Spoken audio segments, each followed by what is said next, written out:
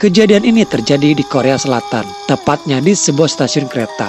Menurut beberapa orang yang pernah mengalami, mereka selalu melihat adanya sebuah penampakan seorang anak kecil berdiri dan terkadang berlarian di atas rel kereta. Kasusnya tidak sekedar hanya penampakan-penampakan saja. Bahkan belakangan ini sering ditemukan orang-orang yang tewas di stasiun itu. Belum diketahui pasti kenapa banyak kejadian orang yang tewas di sana. Namun stasiun itu memang terasa berbeda, apalagi di kondisi pada saat malam hari.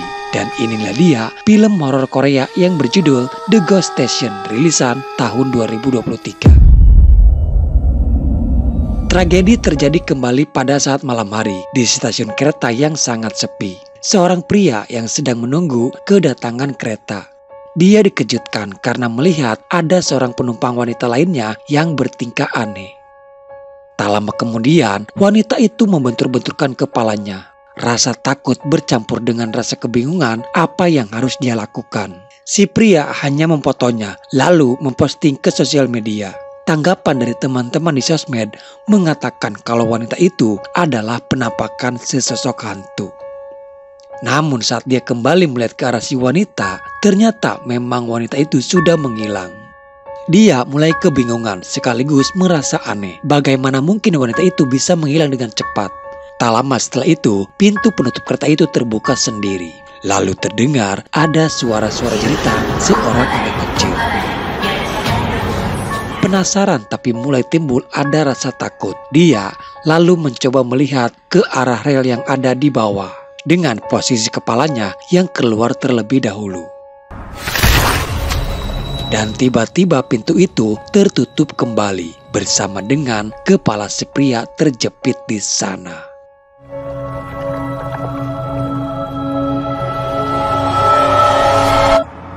Cerita beralih kepada Kim Na-young bersama dengan beberapa koleganya. Na-young sebagai seorang jurnalis dari Daily Report dituntut untuk mendapatkan berita-berita yang menarik banyak pengiklan.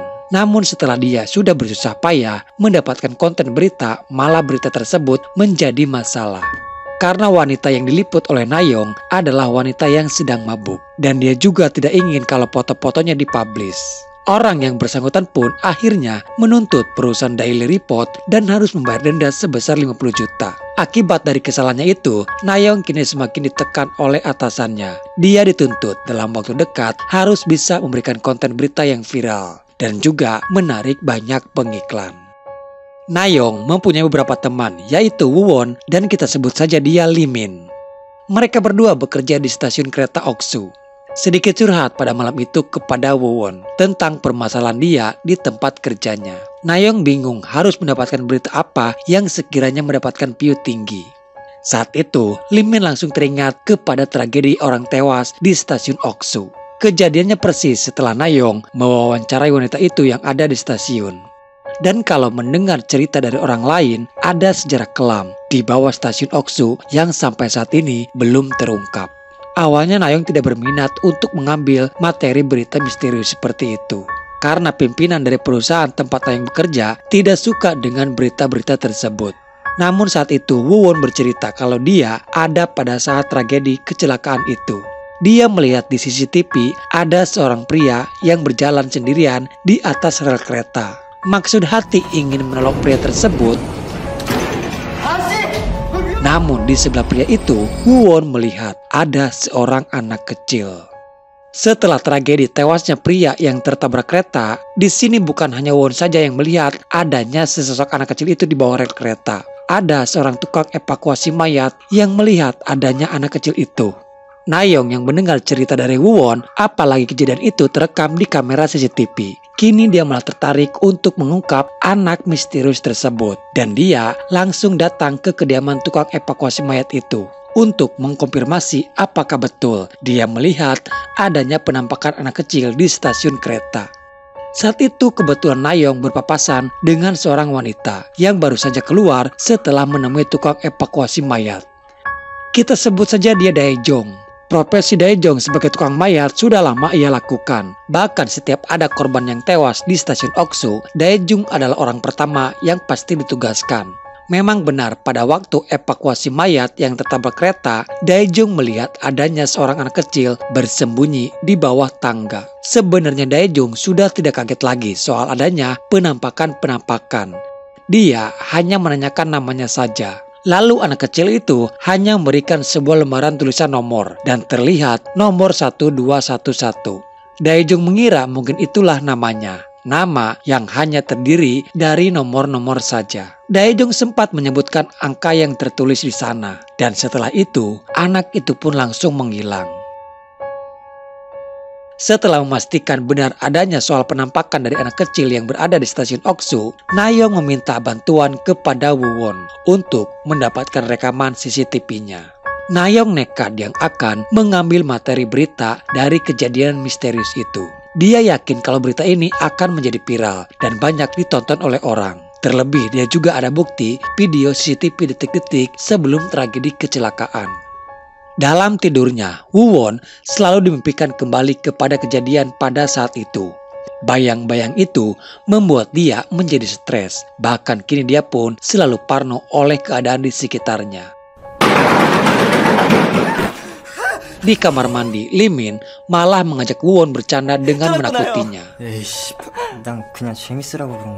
Lee Min melihat ada sebuah tulisan angka 1013 di cermin. Entah siapa yang menulisnya, namun dia sempat mengucapkan angka-angka itu. Lalu ada seorang wanita melalui telepon yang ingin bertemu dengan Nayong. Wanita itu mengaku adalah adik dari kakaknya yang tewas kecelakaan kereta. Nayong pun langsung segera menemui si wanita. Ternyata dia adalah wanita yang sebelumnya pernah bertemu dengan Nayong. Dia bernama Taeshi. Singkatnya di sini, dia menceritakan alasan kenapa kakaknya berada di stasiun Oksu. Ternyata kakaknya datang ke sana hanya untuk mencari sebuah sumur. Dulunya sebelum dibangun stasiun kereta di sana, terdapati ada sebuah sumur. Sepertinya memang ada yang ingin kakaknya cari di dalam sumur tersebut. Taeshi sendiri sebenarnya selalu dimimpikan tentang sebuah sumur yang ada di Oksu. Namun karena dia yang mengalami sedikit gangguan ingatan, dia lupa apa yang terjadi di sumur tersebut. Nayong mencari informasi tambahan lainnya dan ditemukan kalau ternyata stasiun itu dulunya adalah sebuah panti asuhan. Dan memang benar di sana ada sebuah sumur. Nayong kembali menemui Daejong. Satu persatu mulai terungkap. Diketahui kalau setiap korban yang meninggal di stasiun Oksu, para korban mempunyai tanda luka bekas cakaran di tubuhnya. Kala itu Woo-won juga sempat melihat ada tanda bekas cakaran di tangannya Daejong. Dan tandanya sama persis seperti yang ada di dalam foto-foto itu. Daejong berkata alasan kenapa akhir-akhir ini sering terjadi kecelakaan di stasiun Oksu. Itu disebabkan karena sebuah kutukan. Dan kutukan itu bisa menimpa kepada siapa saja. Mereka yang terkena kutukan sebenarnya hanya karena sial saja. Woo-won kaget saat melihat tangan Lee Min ada tanda bekas cakaran. Lee Min sendiri tidak tahu dari mana asal cakaran itu berasal dan sudah ada dengan sendirinya. Awalnya Woo-won sendiri tidak terlalu percaya soal tanda tersebut dan dia tidak terlalu menghiraukannya. Di stasiun mereka kembali melihat wanita yang mabuk itu dan terlihat juga di tangannya mempunyai tanda cakaran seperti Lee Min. Keanehan mulai terjadi kepada si wanita. Tiba-tiba dia melihat ada sesosok penampakan anak kecil di depan cermin. Ketakutan yang membuat dia menjadi panik hingga kepalanya terbentur keras dan akhirnya tewas di sana. Lee Min mendapatkan laporan adanya kegaduhan di toilet wanita. Dia langsung segera mengecek keadaan. Lee Min mencoba untuk memanggil namun tidak ada jawaban sama sekali. Saat dia mengintip melalui celah yang ada di bawah pintu, sesosok orang kecil keluar lalu menyerang Lee Min hingga mereka pun tewas berdua di sana. Nayong menemukan Woo-won yang sedang menangis. Kini giliran Woo-won yang mendapati tanda cakaran di lengannya. Sebelumnya Woo-won melihat ada anak kecil berdiri di hadapannya. Di dadanya tertulis sebuah nomor.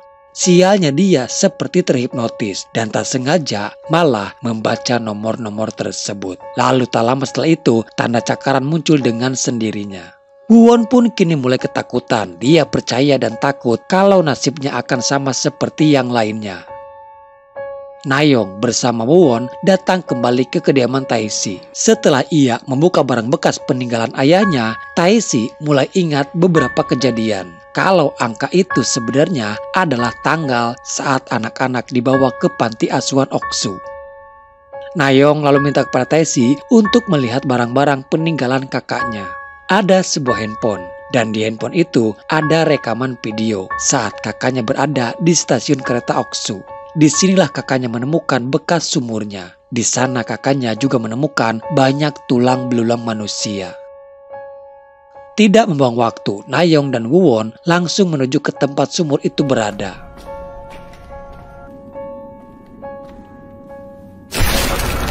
Woo-won sempat diperlihatkan penampakan anak kecil. Dan akhirnya mereka pun menemukan bekas sumur tersebut.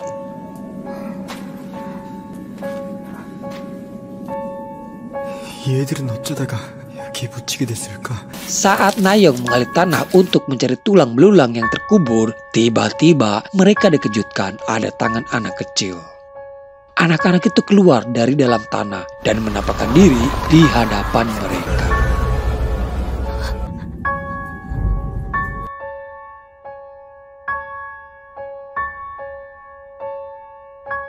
Nayong langsung melaporkan kepada pihak kepolisian atas penemuannya itu. Setelah semuanya selesai dan Nayong kembali ke kantor untuk memberikan berita yang sudah dia dapatkan. Setelah menemukan tengkorak anak-anak di sana, ternyata berita Nayong yang mengungkap tentang sumur yang menjadi kuburan anak-anak di sana ditolak oleh atasannya. Dengan alasan Nayong tidak mematuhi apa yang diperintahkan olehnya. Kita sebut saja atasannya Nayong itu si Memei, guys. Rekan kerjanya lalu memberitahu Nayong, dulu sebelum Memei menjadi atasan di perusahaan, dia juga sempat menjadi jurnalis dan mencoba mengungkap kejadian yang terjadi di sumur tersebut. Dan atasannya terdahulu pun sama, menolak hasil berita dari Memei karena takut berita tersebut berdampak kepada proyek pembangunan stasiun kereta Oksu. Karena kesalahannya itu, kini Nayong ditangguhkan dalam pekerjaannya. Beralih kepada Woo-won, gangguan itu ternyata masih menerornya. Di sana kebetulan dia bertemu dengan Dae-jong. Dia ingat kalau Dae-jong pun mempunyai tanda cakaran. Namun saat dia melihat kembali ke tangan Dae-jong, tanda cakaran itu sudah tidak ada lagi. Woo-won datang kembali kepada Dae-jong, menanyakan kenapa tanda itu tidak menghilang dari tangannya. Sementara di lain sisi, Tae-si datang menemui Nayong. Tae-si menunjukkan luka cakarannya kepada Nayong. Ternyata luka cakaran Tae-si berasal dari Dae-jong. Kutukan itu bisa dialihkan kepada orang lain dengan cara orang tersebut harus mengucapkan angka-angkanya. Dan yang terpenting orang itu juga harus tahu bahwa ada anak-anak yang terkubur di sumur tersebut. Di sini sebenarnya yang salah Tae-si sendiri karena dia malah bercerita kepada Dae-jong soal kutukannya bisa dipindahkan kepada orang lain. Tentu saja Dae-jong yang sudah mendapatkan kutukan tidak menyanyiakan kesempatan. Dia memindahkan kutukan itu kepada Tae-si sendiri. Bukan tanpa alasan Tae-si menceritakan soal kutukan yang bisa dipindahkan. Tae-si tertipu karena yang dia tahu ayah Dae-jong adalah seorang penyihir.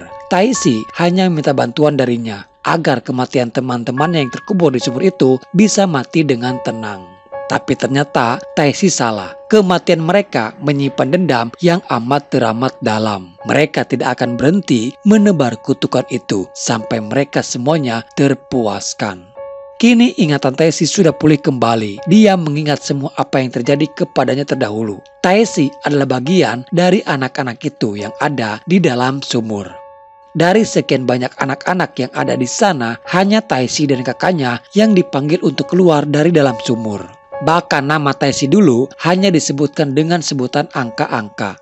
Setelah Tae-si dan kakaknya berhasil keluar dari dalam sumur, mereka yang masih berada di dalam sana satu persatu diambil organ bagian tubuhnya. Lalu setelah itu, mereka dikubur hidup-hidup di dalam sumur untuk menghilangkan bukti.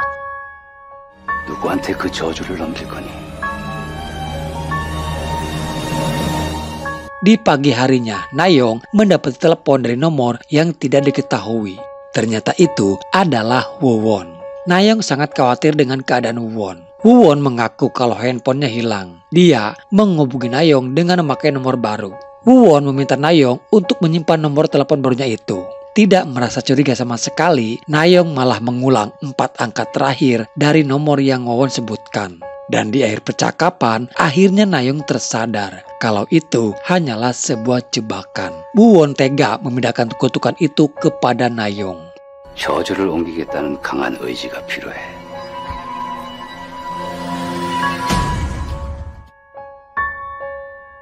Hari itu, Nayong benar-benar sudah kacau. Ditambah lagi, hasil berita yang selama ini dia buat sudah dipublish ke publik. Namun dengan nama yang berbeda. Bukan lagi hasil dari karya Nayong. Puncaknya adalah ketika Meme atasannya di kantor meminta Nayong untuk mengundurkan diri. Nayong datang ke kantor dengan membawa surat pengunduran dirinya. Tapi sebelum dia menyerahkan surat pengunduran diri, Nayong menceritakan kisah kelam yang terjadi di Panti Oksu. Nayong tahu kalau proyekan pembangunan stasiun di atas lahan Panti Oksu sebenarnya hanya untuk menutupi kejahatan yang pernah terjadi di sana. Walaupun Meme tidak dengan gamblang mengatakan iya, tapi Nayong sudah yakin kalau Meme juga tahu kisah kelam yang terjadi di Panti Oksu. Permintaan terakhir Nayong sederhana sekali kepada Meme. Jika Meme ingin mendapatkan surat pengunduran diri Nayong, Meme harus mengucapkan angka-angka yang ada di lembaran kertas itu. Di sini Meme tidak tahu kalau angka itu adalah sebuah kutukan.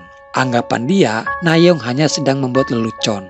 Meme pun dengan percaya diri mengucapkan angka-angka tersebut. Nayong sangat senang mendengarnya. Tidak ada ucapan menyenangkan bagi Nayong selama hidupnya, selain ketika Meme menyebutkan angka-angka kutukan itu. Dan di saat itu juga, kutukan Nayong langsung berpindah kepada Meme. Dan di sini, film pun selesai.